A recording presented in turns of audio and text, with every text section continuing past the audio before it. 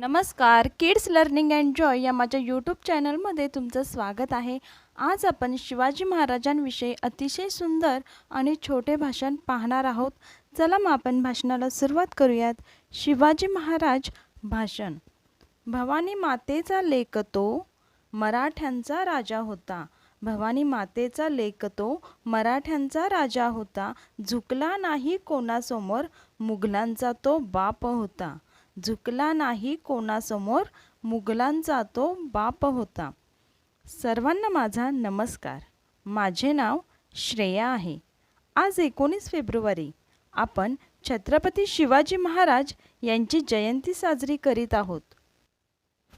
महाराजांचा जन्म 19 फेब्रुवारी 1630 रोजी शिवनेरी किल्ल्यावर झाला।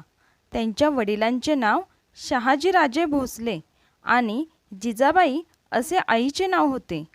शिवाजी महाराज हे आदर्श व लोककल्याणकारी राजा होते।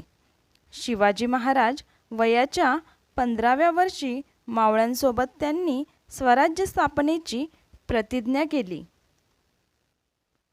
शिवरायांनी अनेक गड व किल्ले जिंकले आणि हिंदवी स्वराज्याची स्थापना केली व माता जिजाऊंचे स्वप्न पूर्ण केले। छत्रपती शिवाजी महाराजांनी मराठा साम्राज्य स्थापन केले व नवा इतिहास घडवला। छत्रपती शिवाजी महाराजांनी गनिमी काव्याचा वापर करून अनेक लढाया जिंकल्या।